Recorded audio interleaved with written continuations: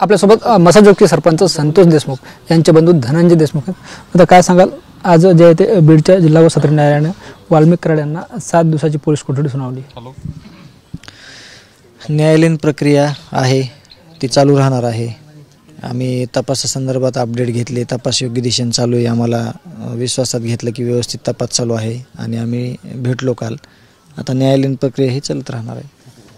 ज्या दिवशी तुमचे बंधू संतोष देशमुख यांची हत्या झाली होती त्या दिवशी घोले चाटे आणि कराडमध्ये जे ते फोनवरून बोलणं झाले, तो टाईम साधारणपणे 3 ते 3:15चा आहे असं SITने जे तपास अधिकाऱ्यांना कोर्टात दावा केला आहे।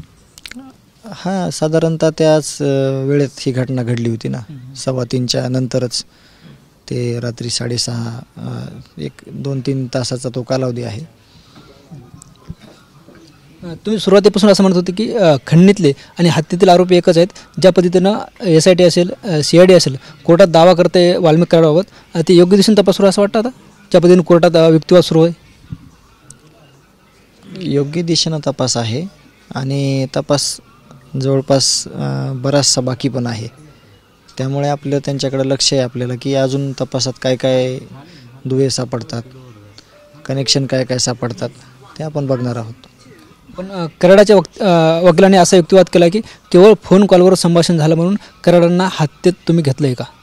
नाही, आपण बोलणार नाही त्याच्यावर, तो तपासाचा भाग आहे आणि तपासातून ते स्पष्टीकरण देतील, कोर्टात देतील आणि समोर येईल आपल्या सगळ्यांच्या। त्यांच्या वकील अशी माहिती की कराडाचा हत्येशी काही संबंध नाही। ते वकील युक्तिवाद आहे ना तो। आपण न्याय मागतोय, आपल्याला न्याय कोणाला मागितलाय आपण? यंत्रणेला। यंत्रणेला न्याय मागतोय तर त्यांच्यातला तो युक्तिवाद आहे। आपलं काय चाललंय की आपल्याला न्याय पाहिजे, मग न्यायाची भूमिका आपली, आपण न्याय मागतो त्यांना। ते युक्तिवादात आपण वकिलांच्यात जायची काय गरज आहे? आपण त्यांचा तो काम त्यांचं ते करतायत, आरोपी कोण आहे, सहआरोपी कोण आहे, आणि आपला मुद्दा काय आहे की आपल्या ज्या अण्णाची हत्या ज्यांनी केली त्यांना फाशीची शिक्षा द्या। आपण त्यावर ठाम आहोत, आपल्याला मागणी आपली आहे की आम्हाला न्याय द्या, आणि तो न्यायालयीन प्रक्रियेचा भाग असल्यामुळे आपण त्याच्यावर जास्त बोलणं उचित नाही। ते त्या वेळोवेळी सगळे त्याचे उत्तर देतील। ते आपण बघतोय 3 दिवसापूर्वी तुम्ही टाकीवर जाऊन आंदोलन केलं होतं, त्यानंतर CIDच्या अधिकाऱ्याची भेट घेतली होती, काल SITचे प्रमुख बसवराज तिले यांची भेट घेतली आणि आजही आपण केज येथील शासकीय विश्रामगृहात जाऊन अधिकाऱ्यांची भेट घेतली। आजच्या भेटीत काय नेमकं काय झालं? काय विशेष काहीच नाही, सहज भेट घेतली। क्लर्क ते होते तिथे बसलेले आणि त्या संदर्भात आपल्या तपासाविषयी वगैरे थोडंच विचारपूस केली आणि निघून आलो लगेच। त्यावेळी बसवराज तिले पण तिथंच होते? आमची नाही भेट झाली, ते आले होते, आम्ही आलतो त्यावेळेस, पण आम्ही त्यांची कालच भेट घेतली, त्याच्यामुळे आज परत भेट घ्यायची गरज नाही वाटली। त्यानंतर तुम्ही केजच्या कोर्टात गेले होते, तेव्हा नेमकं काय झालं? कोर्टात पण असंच गेलो होतो आम्ही। प्रत्येक गोष्टीचा थोडा आढावा आपल्याकडे असणं अपेक्षित आहे आपल्याला, कारण विशेष काही दुसरं नव्हतं, पण आम्हाला वाटलं कोर्टात वगैरे आपण गेलं पाहिजे, जाऊन आलो सहज। माहिती अशी मिळते की तुम्ही आज 164 अंतर्गत कोर्टात जबाब दिला, खरं? नाही, ते स्पष्टीकरण येईल ना, आजच्या तारखेचं नाही दिलं। उद्या देणार आहेत? नाही, नक्की त्यांना तारीख ते ज्या दिवशी देतील त्या दिवशी जाऊ आपण। आता आपण थोड्या वेळानं मनोज जरांगे पाटलांची भेट घेण्यात अंतरवलीसाठी ते नेमकी काय चर्चा होणार आहे? काहीच चर्चा नाही, असं सहज जाऊन चक्कर मारून यायची, फक्त दादांना भेटून। आपण जर पाठीमागचे काही घटनाक्रम बघितले, जेव्हा महत्त्वाच्या घटना घडीमोड होतात तेव्हा मनोज जरांगे पाटील तुमची किंवा तुम्ही त्यांची भेट घेता? नाही, तो निवळ योगायोग असेल। दादांची भेट ज्यावेळेस आम्हाला वाटेल दादांची भेट घ्यायची त्यावेळेस आम्ही घेतो। मग तसं जर असतं तर मग म्हणजे रात्रीच आम्ही तिथं गेलो असतो किंवा अगोदरच्या। दादा इथं जे मी आंदोलन करत होतो त्याला भेटायला इथं आलते, आणि दादाच्या भेटीला कुठलंच कारण लागत नाही। दादांच्या भेटीला असंच सगळा समाज पण जातो, ते पण समाजात येतात, आणि त्याच दृष्टिकोनातून आम्ही जातो।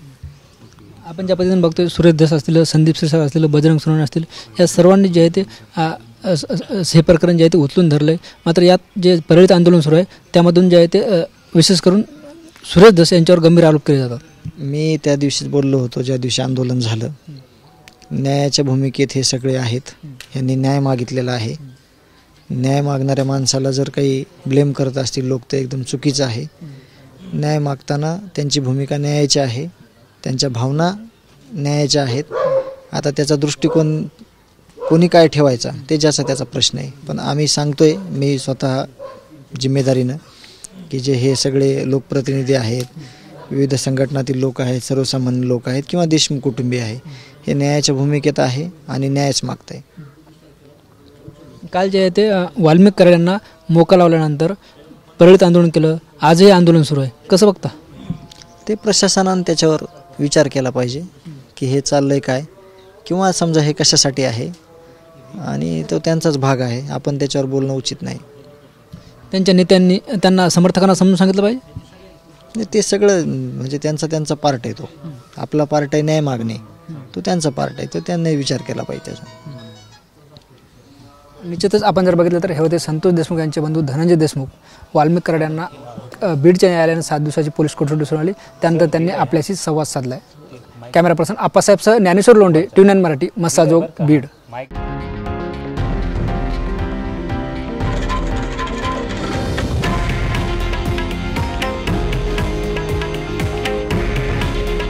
हे आहे देशातील नंबर 1 न्यूज नेटवर्क आणि आपण पाहत आहात TV9 मराठी. काळजी तुमची, हित महाराष्ट्राचं.